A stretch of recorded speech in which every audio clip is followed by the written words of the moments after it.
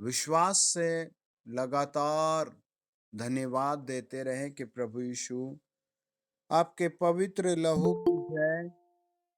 प्रभु यीशु आपके पवित्र लहू की जय। कि आज की रात आप हमें एक बड़े खड्डे से निकालेंगे। अपने माता पिता के लिए, अपने परिवार के लिए और आने वाले दिनों के लिए आप धन्यवाद दें कि प्रभु यीशु आप मुझे खड्डे से निकाल रहे हैं। मेरे परिवार को आप एक बड़े गहरे खड्डे से निकाल रहे हैं। वो बीमारी का खड्डा हो सकता है, कर्जे का खड्डा हो सकता है, दुष्ट आत्माओं के अटैक का खड्डा हो सकता है। प्रभु आपको एक बड़े खड्डे से निकालेंगे। आमेन। आज आपका फेथ आपके लिए बड़ा काम करेगा। हालेलुया। परमेश्वर के अनुग्रह में आपको उपस्थिति में परमेश्वर की शांति आएगी। हालेलुया। इस दुनिया में तो आए दिन सताव सताव सताव फैला हुआ है। न जाने कैसे कैसी समस्याएं हैं, लेकिन जब आप परमेश्वर के सामने आज घुटने टेकेंगे और कहेंगे प्रभु यीशु आपके पवित्र लहू की जय, प्रभु यीशु आपके पवित्र लहू की जय, तो आपको एक खड्डे से बाहर कर देंगे। आमेन। वो खड्डा गरीबी का खड्डा, बीमारी का खड्डा, मुकदमे का खड्डा, किसी भी तरीके का खड्डा हो सकता है। शैतान यही चाहेगा कि लोग निराशा में जाएं, दुआ में ना जाएं। शैतान यही चाहेगा कि आप कर्जे में जाएं, लाभ में ना जाएं। शैतान हमेशा यही चाहेगा कि आप पाप में, दुख में, समस्या में जाएं। लेकिन प्रभु यीशु ये चाहता है कि आप आज एक नई सामर्थ प्राप्त करें। आइए प्रार्थना करेंगे। खुदाबंद खुदा को धन्यवाद करेंगे। जीवित परमेश्वर को धन्यवाद करते हैं। पवित्र आत्मा हमारे बीच में पवित्र आत्मा बच्चे जवानों के बीच में पवित्र आत्मा हर घर में hallelujah hallelujah hallelujah hallelujah hallelujah hallelujah. आपके सर का दर्द, पेट का दर्द, बच्चों के बीच झगड़े, मन की किसी भी तरीके की ऐसी बात हो, आज आप हालेलुया बोलेंगे, प्रभु यीशु आपके लहू की जय बोलेंगे और एक बड़े छुटकारे को प्राप्त करेंगे। Hallelujah hallelujah hallelujah. प्रभु तेरे लोगों के लिए मैं घोषणा करता हूं, आने वाला दिन, आने वाली रात, आने वाला सप्ताह, आने वाला महीना और आशीष का कारण हो। Hallelujah hallelujah hallelujah. आने वाले दिन, आने वाला समय और शांति का कहलाए। जहां जहां इनका पैसा, रुपया, समय बर्बाद होता है, वो सब यीशु नाम में आजाद हो जाए। वो इनके काम आए, इनके बच्चों के काम आए, प्रभु के काम आए, पवित्र प्रभु के काम आए। In the name of Jesus. प्रभु आज जो गीत गाएंगे उन्हें 100 गुना ब्लेसिंग मिले। जो आज की रात प्रभु जी वचन सुनेंगे, लिखेंगे, वो 100 गुना ब्लेस हो। आज की रात जो लोग जुड़ेंगे और प्रभु जो मीटिंग को शेयर भी कर रहे हैं, दूसरों को बुला रहे हैं, उन सब को तेरे नाम से प्रभु छुटकारा दिया जाए। हर तरीके की समस्या का छुटकारा, हर तरीके की बीमारी का छुटकारा, हर तरीके की दुष्टात्मा के अटैक का छुटकारा मैं घोषणा करता हूं, छुटकारा काम करेगा। In the name of Jesus Christ, प्रभु यीशु मसीह के पवित्र नाम से। आमीन आमीन आमीन आमीन आमीन आमीन।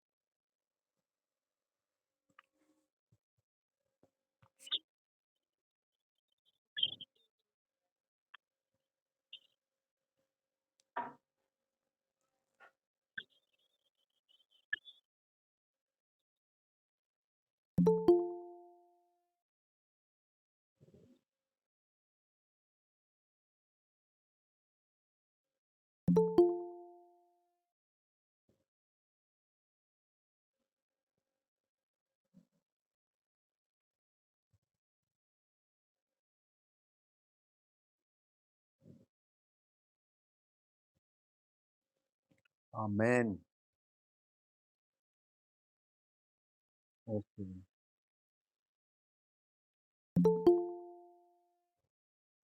ओके, हम हरिचंद जी के साथ गीत गाएंगे। जय मसीह की भाई।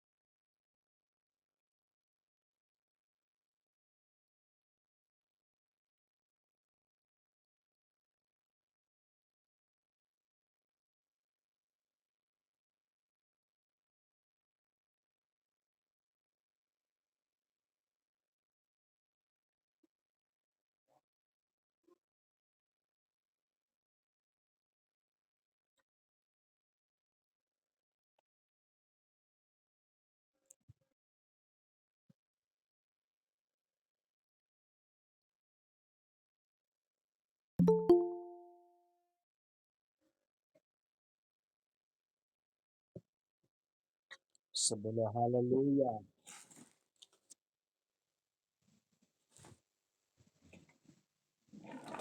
ओके, हम कीर्तिका के साथ गीत गाएंगे।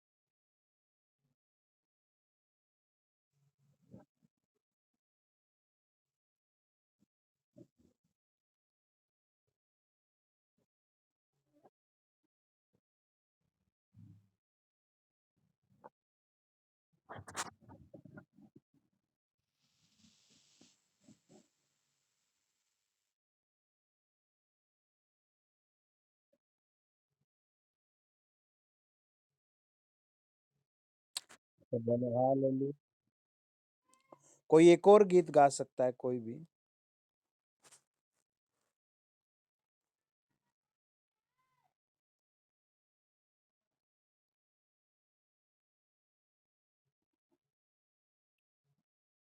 जी जी, गाइए।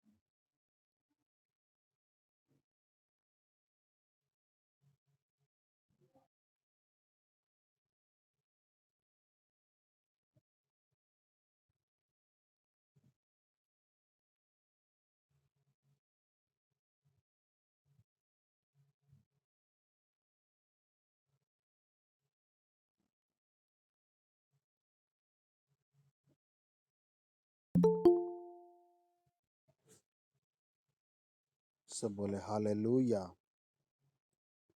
सब अपने सरों पर हाथ रखें और मेरे साथ बोले, प्रभु यीशु आप मुझे आशीष दे चुके। प्रभु यीशु आप मुझे खड्डे से बाहर कर चुके। हे प्रभु यीशु आप मुझे बीमारी के खड्डे से बाहर कर चुके। हे प्रभु यीशु आप मुझे कलेश के खड्डे से बाहर कर चुके। हे प्रभु आप मुझे मजबूत कर रहे हैं। Hallelujah, hallelujah, hallelujah. हे प्रभु यीशु आज आप मुझे पूरा चंगा कर रहे हैं। आज आप मुझे उस बीमारी के खड्डे से, आज आप मुझे उस कर्जे के खड्डे से, आज आप मुझे दुख की उस दुख की व्याधि से निकाल रहे हैं जो लोगों को मार रही है। प्रभु यीशु आपकी पवित्रता के लिए धन्यवाद। प्रभु यीशु आपकी पवित्रता के लिए धन्यवाद। प्रभु यीशु आपकी पवित्रता के लिए धन्यवाद।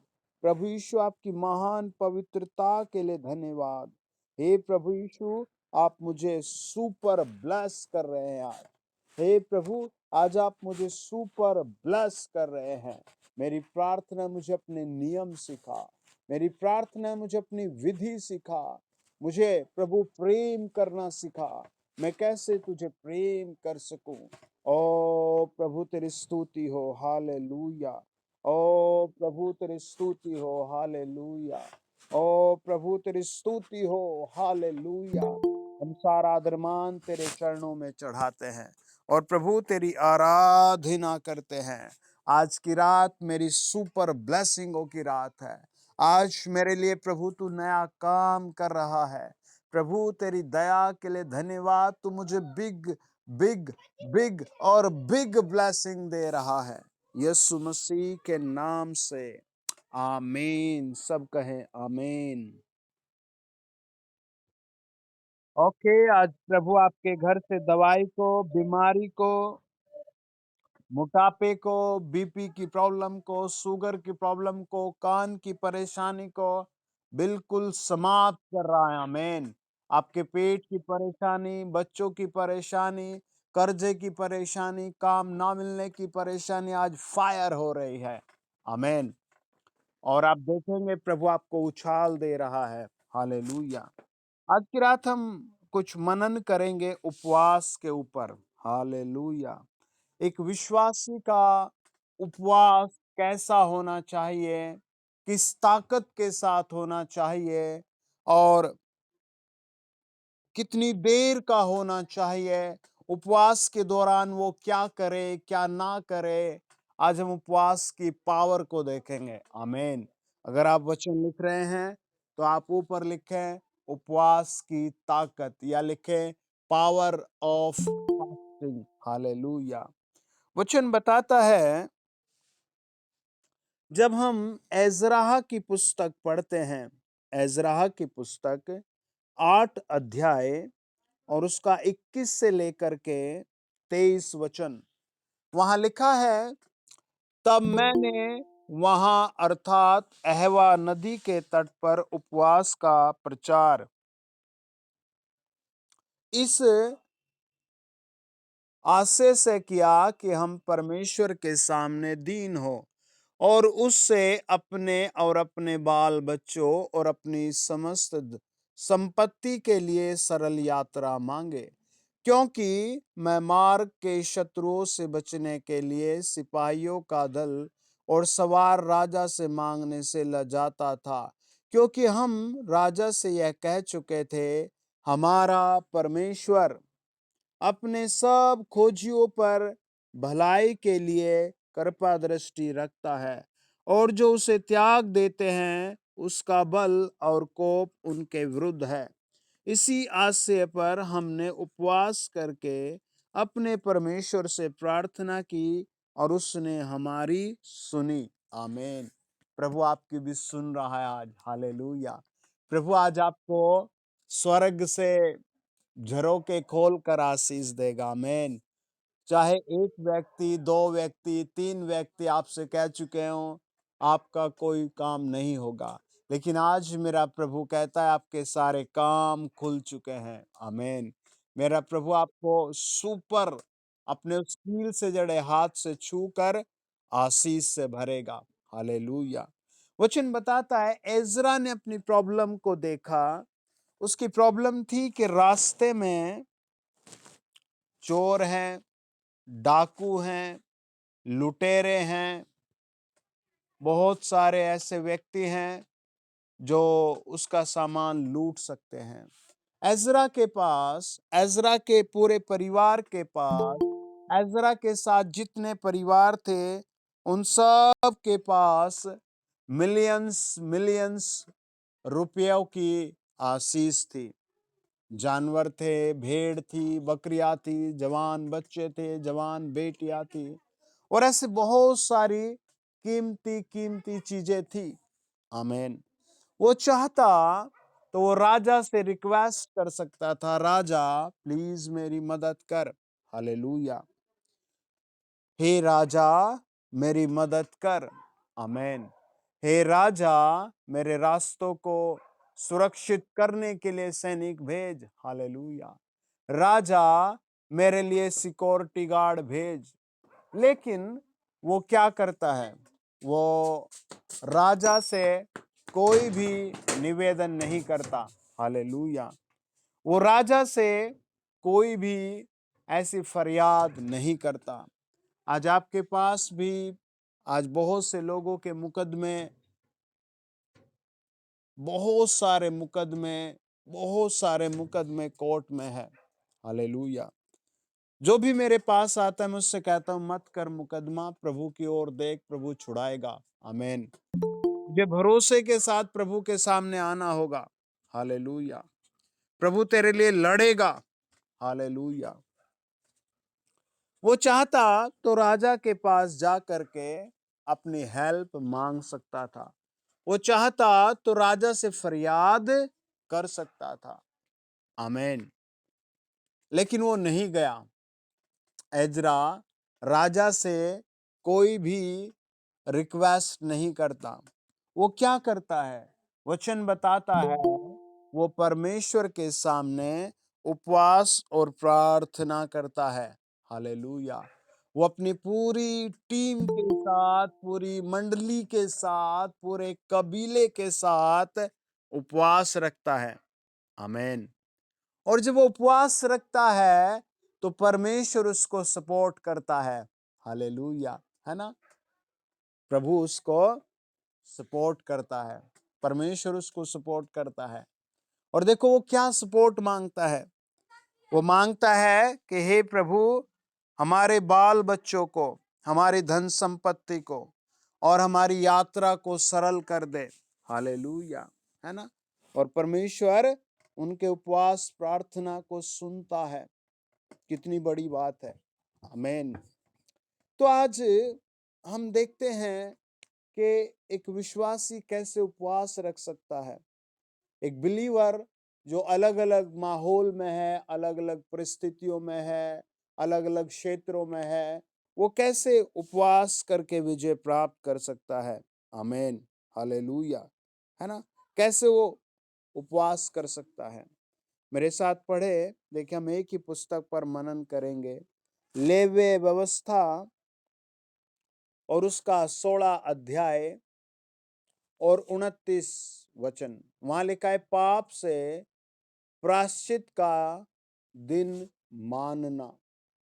लिखा है तुम लोगों के लिए यह सदा की विधि होगी कि 7वें महीने के 10वें दिन को तुम उपवास करना और उस दिन कोई, चाहे वह तुम्हारे निज देश का हो, चाहे तुम्हारे बीच रहने वाला कोई परदेसी हो, कोई भी किसी भी प्रकार का कामकाज न करे। हालेलुया। ये प्रभु ने उनसे बात की कि उपवास के दिन तू रुक जा। और 16 अध्याय का 31 वचन कहता है, 30 और 31, क्योंकि उस दिन तुम्हें शुद्ध करने के लिए तुम्हारे निर्मित प्रायश्चित किया जाएगा और तुम अपने सब पापों से यहोवा के सम्मुख पवित्र ठहरोगे।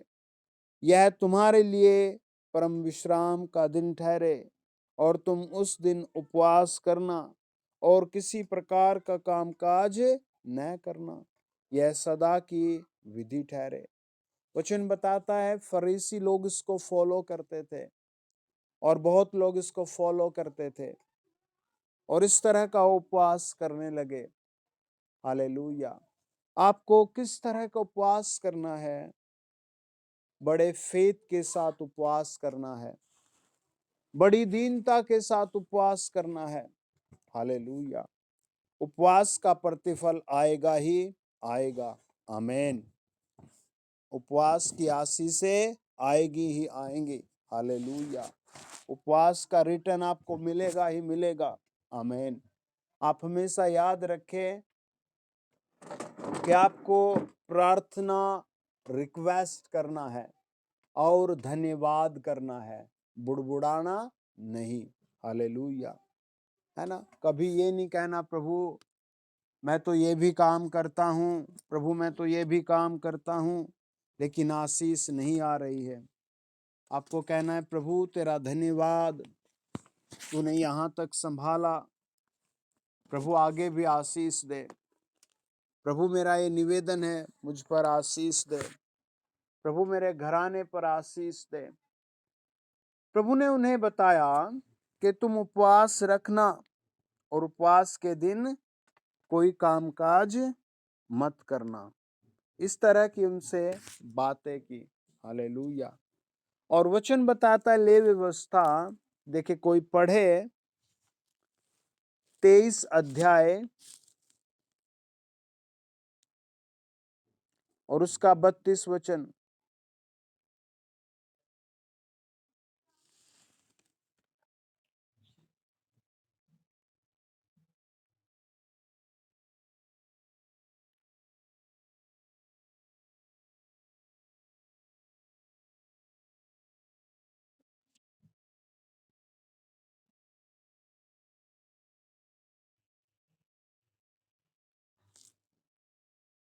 आमीन। हालेलुया। और अब हमें इसमें एक नई बात पता लगती है। प्रभु ने उनसे कहा कि तुम अपने जी को दुख देना, है ना? हालेलुया। क्या ऐसा हो सकता है? आमीन। है ना? आप कैसे अपने जी को दुख दे सकते हैं? मानो आपका मन है फोन चलाने का। अच्छा, कितने लोगों को ऐसा विश्वास है कि फोन अगर टेबल पर रखा और आप चेयर पर बैठे हैं, फोन आपको आवाज देता है। आप कभी इस बात को देखना, आपका फोन आपको आवाज देता है कि मुझे चला ले, है ना? बाइबल आवाज देती है मुझे पढ़ ले, लेकिन सुनाई नहीं देता। ऐसे कितने ही भाई बहन हैं जिनको मोबाइल आवाज देता है और वो सुन लेते हैं बिना किसी रीजन के, टच करके देखते इसमें क्या चल रहा है। हालेलुया। अब हम वचन की गहराई में चलते हैं। हालेलुया। आज की रात प्रभु आपको बनाएगा। आमीन। आपके परिवार को बनाएगा। आमीन। आपके घराने को बनाएगा। आमीन। वचन बताता है जब हम न्यायियों की पुस्तक पढ़ते हैं 20 अध्याय, तो न्यायियों की पुस्तक 20 अध्याय में पहली बार उपवास रखा गया, है ना? कितनी बड़ी बात है। उत्पत्ति की किताब आई, है ना? फिर उसके बाद निर्गमन आया, उसके बाद फिर ले व्यवस्था आया, फिर व्यवस्था गिनती आया, फिर गिनती के बाद व्यवस्था विवरण, उसके बाद यहोशू, है ना? ऐसे पुस्तकों के बाद पुस्तकें रही, लेकिन बहुत दिनों के बाद न्यायियों की पुस्तक में उपवास रखा गया। और देखो वो क्यों उपवास रखते हैं, क्या रीजन हुआ उनका। न्यायियों की पुस्तक 20 अध्याय और उसका 21 वचन।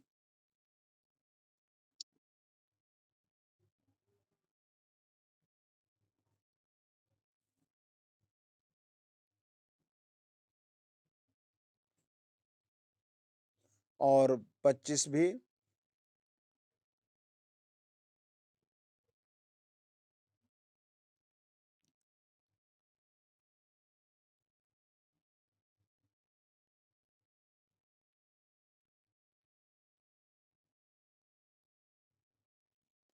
और फिर आप पढ़ें इसका 26 वचन।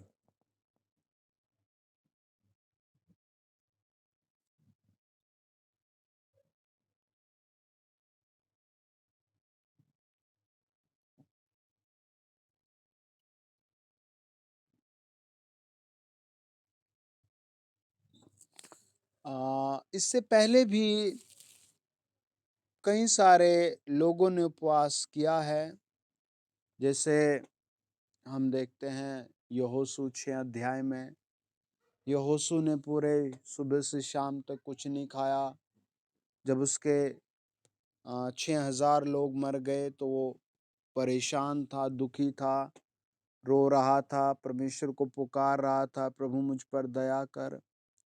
लेकिन आप उत्पत्ति 12 अध्याय में अब्राहम की पुकार को देखते हैं। अब्राहम के बाद आप इसहाक को देखते हैं। इसहाक के बाद आप एसाव और याकूब को देखते हैं। याकूब के बाद आप यूसुफ को देखते हैं। यूसुफ के बाद आप एप्रेम और मनश्शे को देखते हैं। उसी के बीच में आप देखते हैं मूसा को देखते हैं, हारून को देखते हैं, और उसी के बीच में आप यहोशू को देखते हैं। इन सब के जीवन में कहीं भी खुलकर उपवास का जिक्र नहीं आया। वैसे 40 दिन तक मूसा परमेश्वर के सामने रहा, है ना, और उपवास तब भी रखे गए।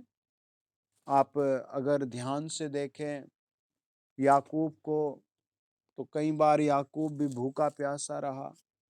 अगर आप उत्पत्ति 31 अध्याय को देखते हैं तो राहेल और लिया में आप झगड़े को देखते हैं, खाना ना मिलने को देखते हैं। लेकिन न्यायियों की पुस्तक 20 अध्याय का 26 वचन कहता है, ये पहली बार उपवास शब्द खुलकर आया, है ना, और इनका बहुत नुकसान हो गया था। लगभग इनके 22 ये और 18 में और 30,000 सैनिक और मारे गए। तो इस तरह इनका बहुत बड़ा नुकसान हुआ, और ये नुकसान में फिर प्रभु के सामने उपवास रखते हैं। और जब ये उपवास रखते हैं तो परमेश्वर से बातें करते हैं, परमेश्वर से प्रार्थना करते हैं, और परमेश्वर के सामने आ जाते हैं। और बहुत सुंदर तरीके से लिखा है कि परमेश्वर को पुकारते हैं। और लिखा है, तब सब इज़राइली वरन सब लोग बेतेल को गए और रोते हुए यहोवा के सामने बैठे रहे, और उस दिन सांझ तक उपवास किया और यहोवा को होम बलि और मेल बलि चढ़ाए, है ना। आज बहुत लोग उनकी गलती भी नहीं, मानो किसी को बच्चा नहीं हुआ, नौकरी नहीं लगी, या कोई बेचारा एक लंबे समय से ठीक नहीं हुआ, तो वो यही सोचेगा कि मैं परमेश्वर के नज़रों में शायद अच्छा इंसान नहीं, या शायद परमेश्वर मुझे ही प्यार नहीं करता। लेकिन आप जब भी आपको ऐसा लगे कि मैं परमेश्वर से कुछ नहीं प्राप्त कर पा रहा हूँ, तब आप ये सोचें कि मेरे पास जो कुछ है मैं ये भी प्रभु को अर्पण करता हूँ। आमीन। मेरे पास तो कुछ था ही नहीं प्रभु, जो मैं रख लेता अपने लिए, सब कुछ तेरा था। मेरी हड्डियों पर मांस तलक भी तेरा है प्रभु, तू रख ले इसे, प्रभु से उपयोग कर ले, मेरे पैसे को, घर को। आप ऐसे स्वभाव से प्रभु के पास आए। मैं सोचता हूँ इनका इतना नुकसान हो गया, इतने लोग मर गए, इन्हें तो प्रभु से दूर भाग जाना चाहिए था, है ना। लिखा है, ये रोते हुए और उपवास रखते हुए प्रभु के पास आए, है ना। रो रहे हैं, उपवास कर रहे हैं प्रभु, है ना, प्रभु के पास सांझ तक बैठे रहे। ले व्यवस्था में हमने क्या पढ़ा? 16 अध्याय में, 23 अध्याय में, कि प्रभु ने कहा सांझ तक तू कोई काम नहीं करना, है ना। और ये नुकसान में है, दुख में है, और सारे ही काम बंद हो गए। ऐसा बहुत बार होता है कि जब किसी भाई बहन को बेचारे को बीमारी का अटैक, दुष्ट आत्मा का अटैक, या फिर कोई और दूसरा ऐसा अटैक हो जाए, तो उसके सारे ही काम बंद हो जाते हैं, सारा ही कुछ बंद हो जाता है। और बस फिर वो रोता है और सोचता है यार प्रभु शायद कुछ कर ही नहीं रहा, है ना। कई बार ऐसा होता है कि मन के विचार बहुत लड़ते रहते हैं अंदर, है ना। लेकिन हमें प्रभु की ओर देखना है, हमें परमेश्वर की ओर देखना है। देखो वो 26 वचन में क्या करते हैं, वो उपवास रखते हैं, है ना। अब वो उपवास करके जब आगे बढ़े, तब देखिए क्या हुआ। हालेलुया। मेरे साथ पढ़े आप न्यायियों की पुस्तक 20 अध्याय और उसका 43 वचन।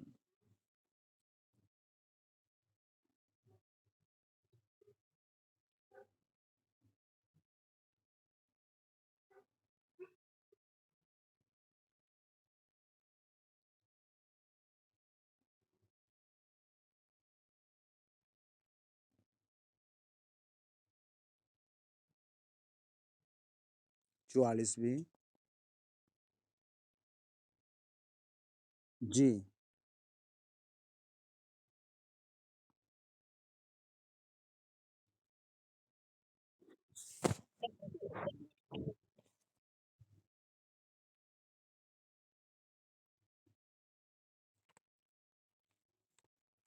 पढ़ते जाएं आप इसको।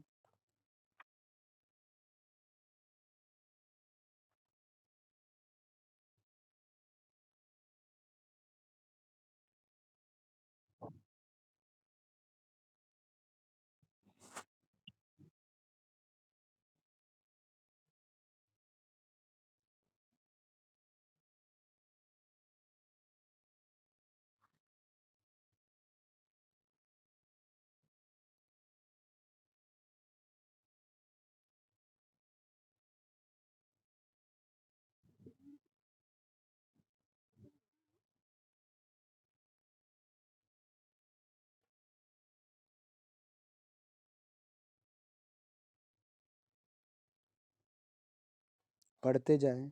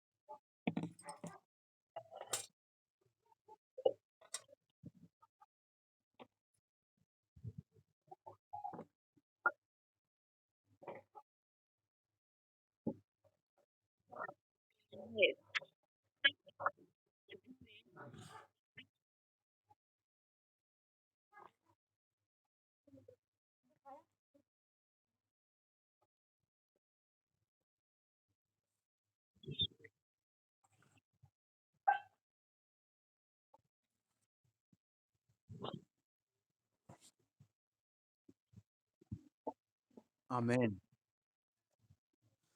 और वचन बताता है कि अब ये इजरायली जिनका इतना नुकसान हो गया था, जब ये उपवास के बाद काम शुरू करते हैं, ये युद्ध का क्षेत्र था, तो उन्हीं के साथ लड़ाई थी। जब हम इस पैराबल्स को या पूरी स्टोरी को या पूरी घटना को 20 अध्याय को एक ही बार पढ़ते हैं, पूरी स्टोरी को जब हम एक ही बार पढ़ते हैं, तो ऐसा लगता है कि ये एक दिन की बात है या फिर 1 मिनट की। लेकिन वास्तव में ये कई सप्ताह तक प्रोसीजर चलता रहा। हालेलुया।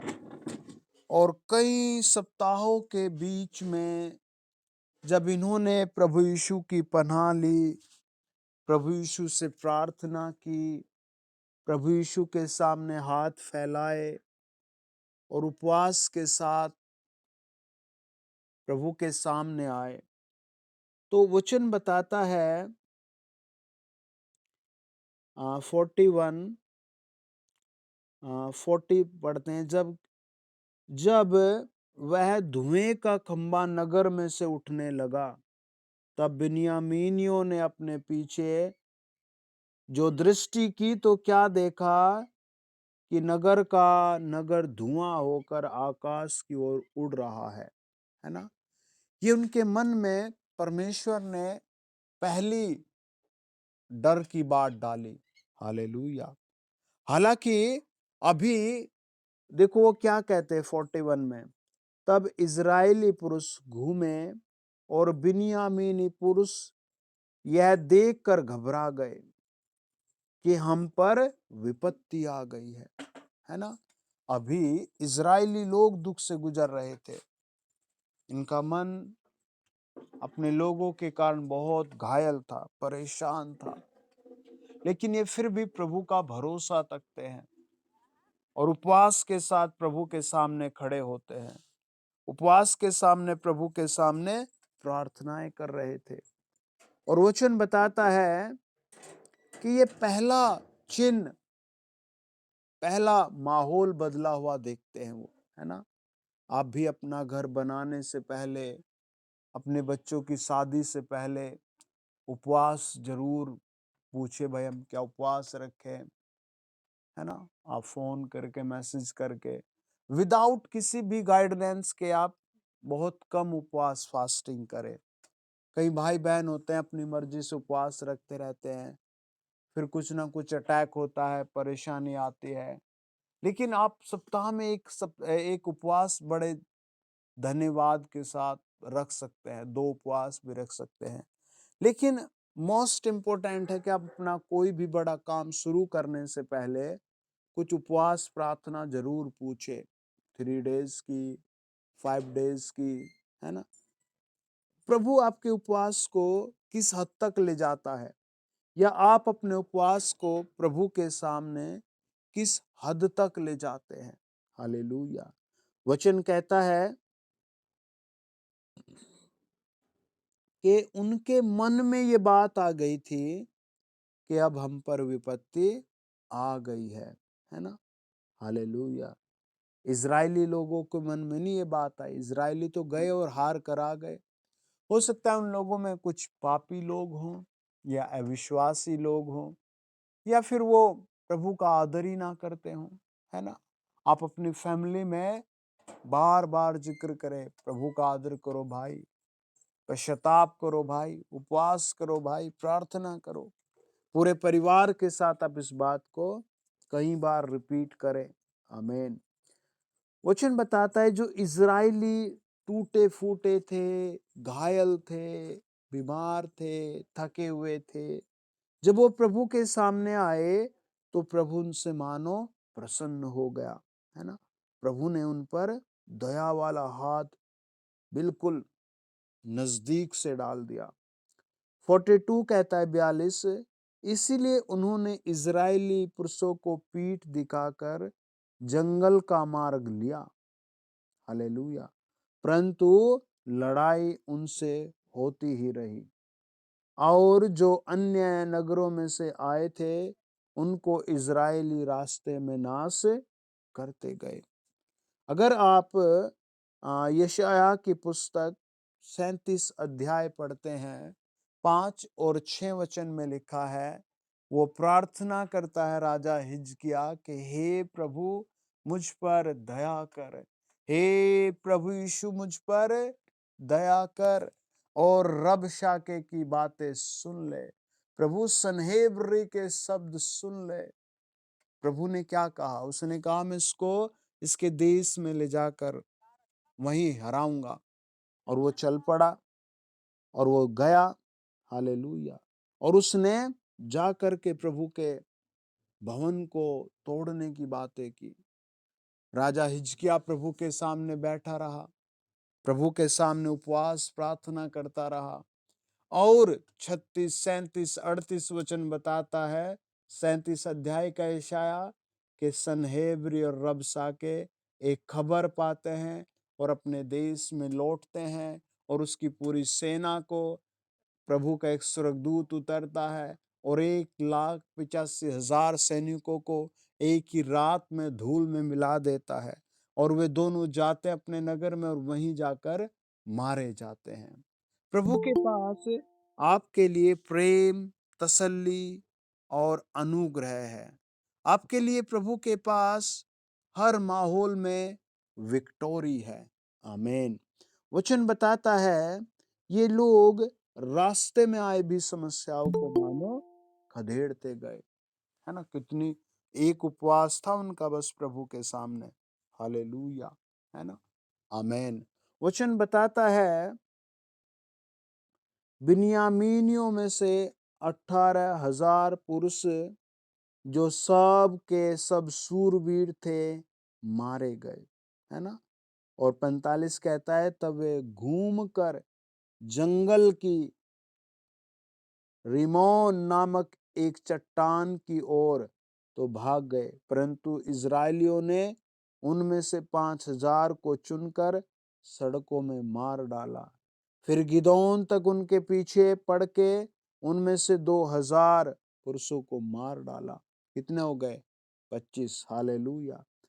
तब बिन्यामीनियों में से जो उस दिन मारे गए वे 25,000 तलवार चलाने वाले पुरुष थे, और ये सब सूरवीर थे, परंतु 600 पुरुष घूमकर जंगल की ओर भागे। और देखिए, इन्होंने परमेश्वर का कोई डर नहीं था, और इन्हें परमेश्वर की कोई जरूरत भी नहीं थी।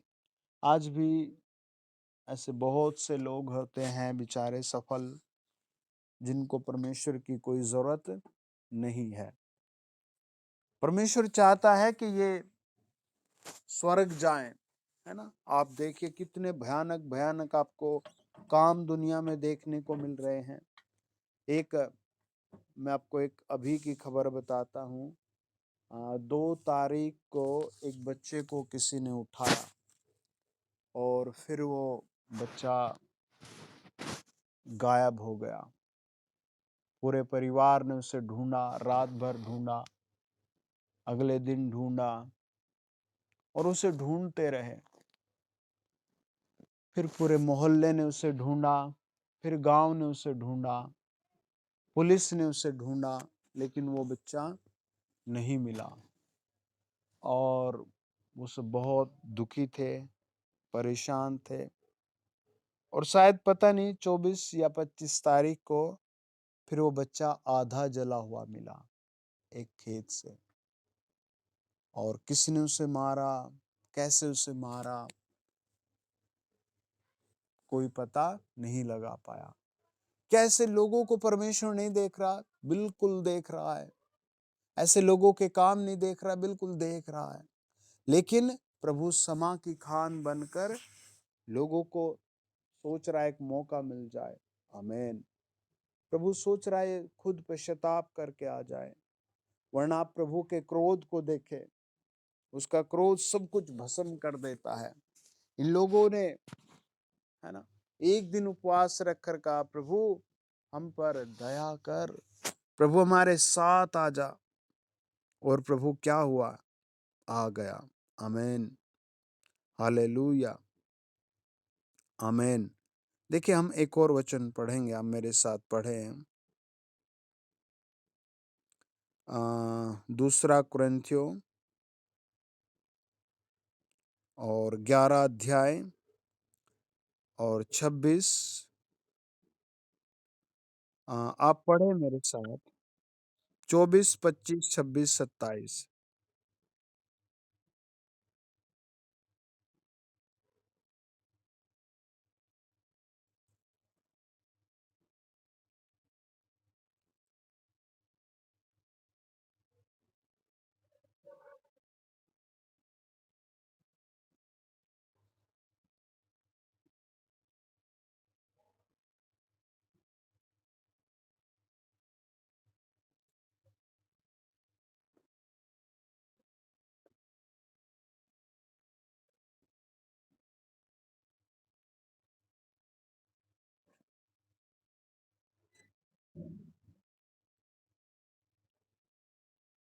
और पौलुस परमेश्वर का एक चुना हुआ व्यक्ति था।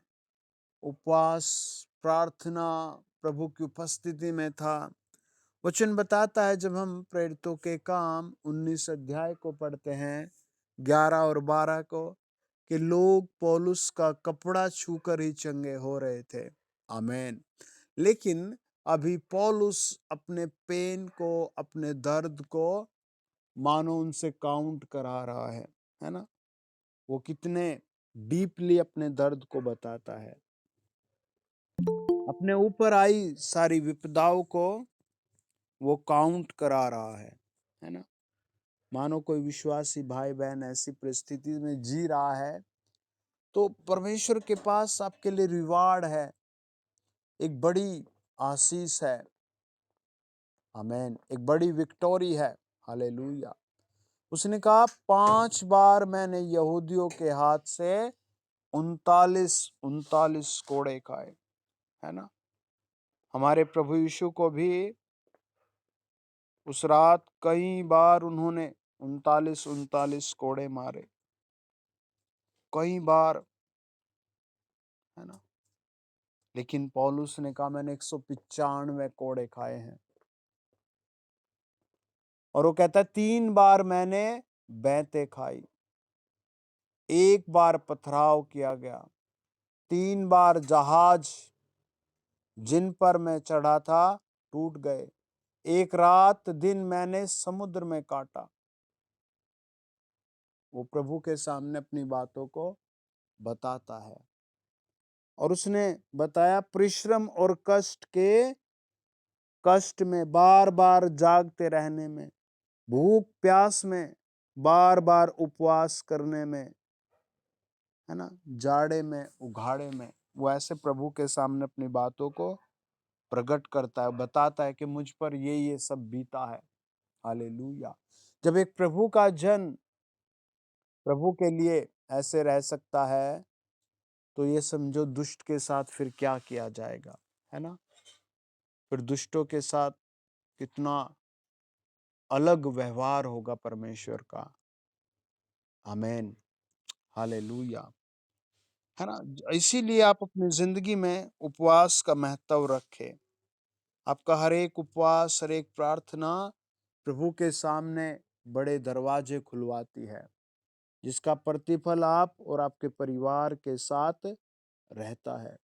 अगर आप प्रभु के सामर्थ को या क्रोध को देखें, तो सपनियां 1 अध्याय 2 वचन कहता है, मैं धरती के ऊपर से सबका अंत कर दूंगा, यहोवा की यही वाणी है। प्रभु ने यह आवाज दी और कहा, मैं धरती के ऊपर से सबका अंत कर दूंगा। अगर हम उत्पत्ति 7 अध्याय में जाएं, तो प्रभु ने यही किया, है ना। उत्पत्ति 8 अध्याय बताता है कि पूरी दुनिया उस पानी में डूब गई, बस एक जहाज तैरता रहा। आपका जहाज भी प्रभु ने ऐसे ही बहुत ऊपर रखा है। हालेलुया।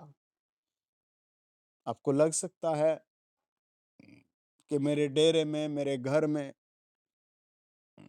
कमी घटी, बीमारी, समस्या है, लेकिन वास्तव में प्रभु ने आपका डेरा ऊपर किया है। आमीन। सबसे अलग किया है। हालेलुया। और प्रभु आपको और मजबूत और ताकतवर बनाएगा जब आप और प्रभु के सामने आएंगे।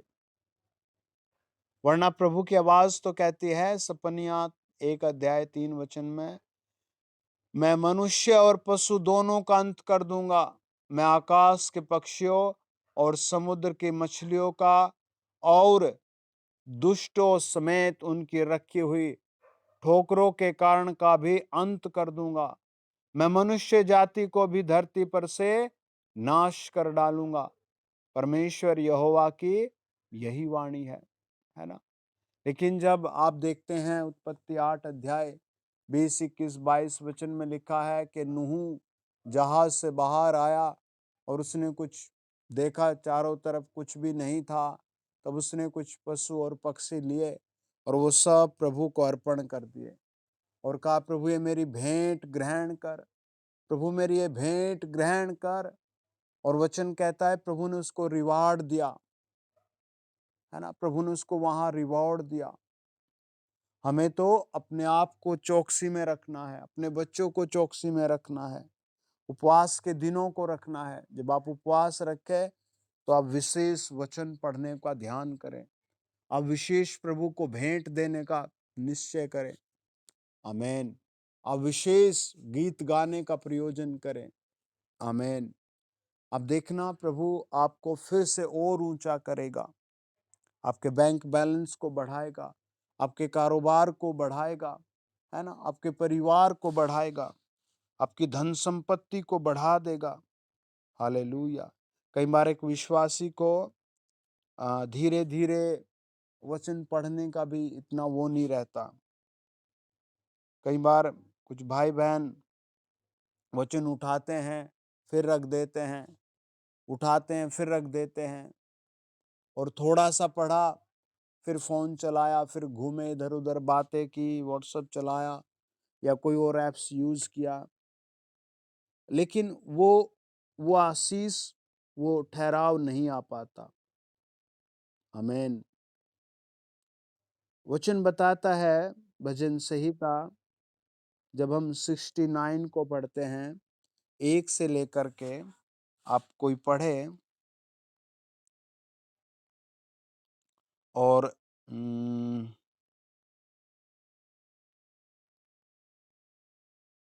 हालेलुया।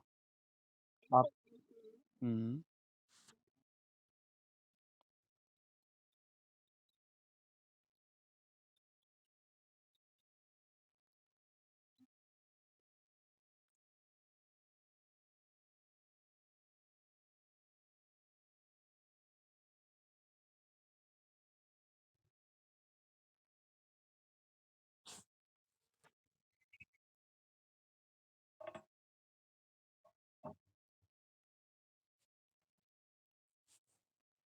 पढ़ते जाएं।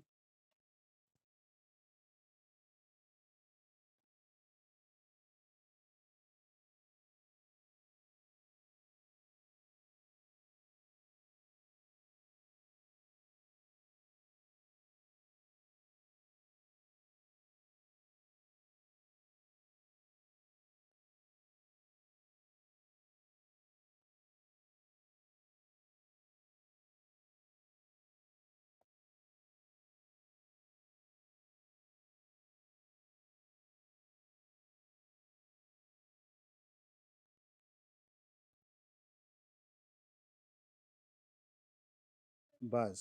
आमीन। देखो, वो इस बीच में अपने महासंकट में यहोवा को पुकारता है, और उस महासंकट में वो परमेश्वर से कुछ बहुत दुख भरे शब्दों के साथ प्रार्थना करते करते फिर वो अपने अंदर की बात को देखता है। देखो, कुछ बच्चे अपनी मर्जी से शादियां कर रहे हैं, माँ बाप कुछ भी नहीं कर पा रहे, उन्हें रोक ही नहीं पाते।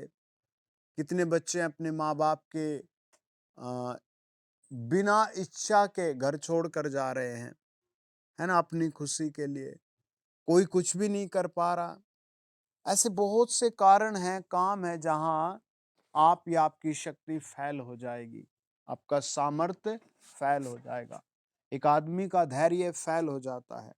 उस समय में भी परमेश्वर के सम्मुख आने की आपके पास एक गुड अपॉर्चुनिटी है, प्रभु के सामने बैठकर प्रार्थना करने की गुड अपॉर्चुनिटी है।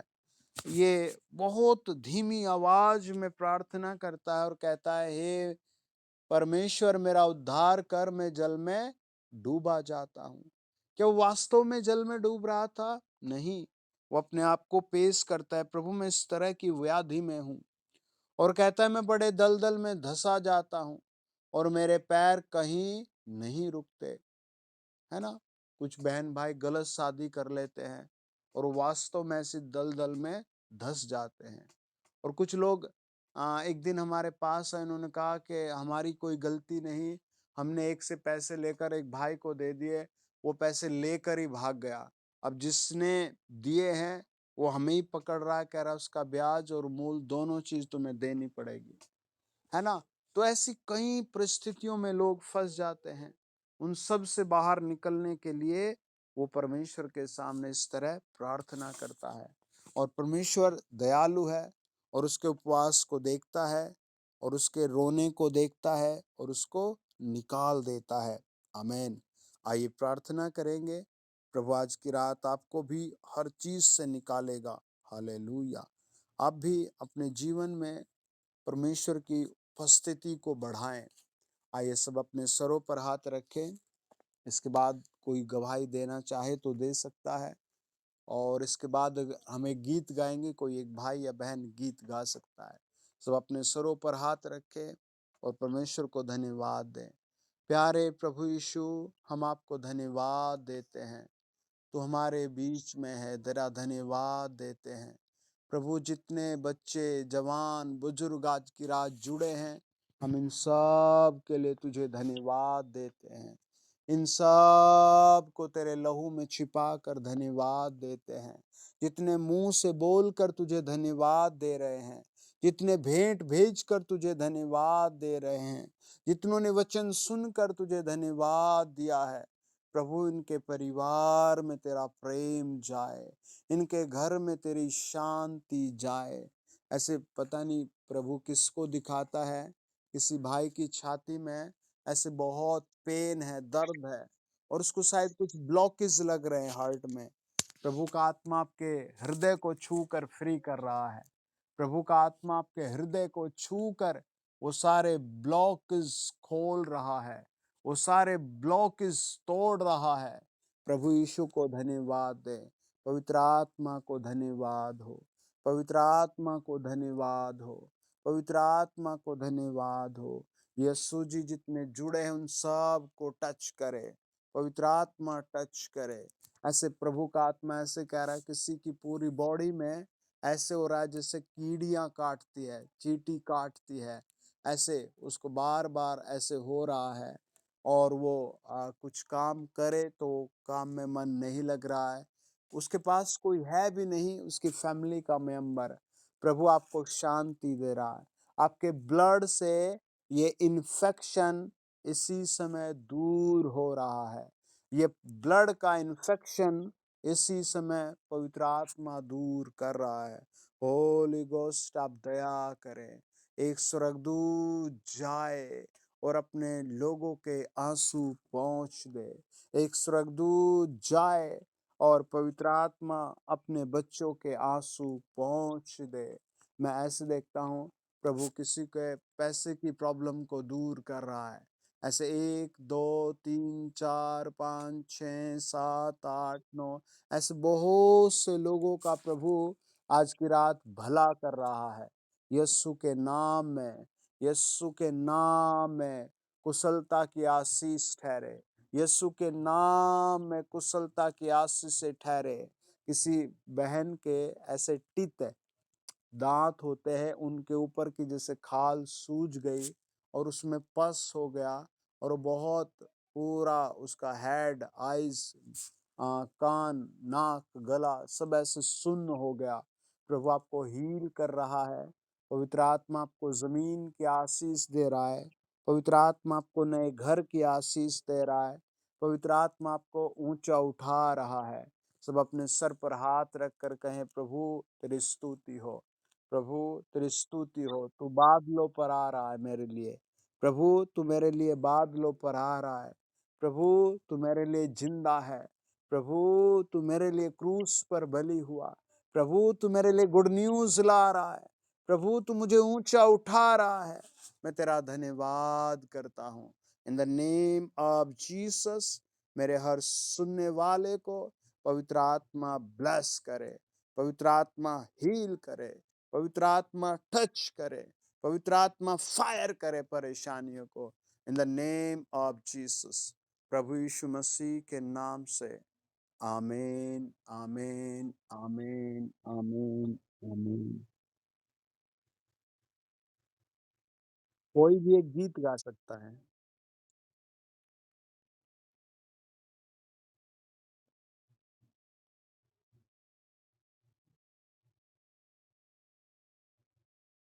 जी गाइए।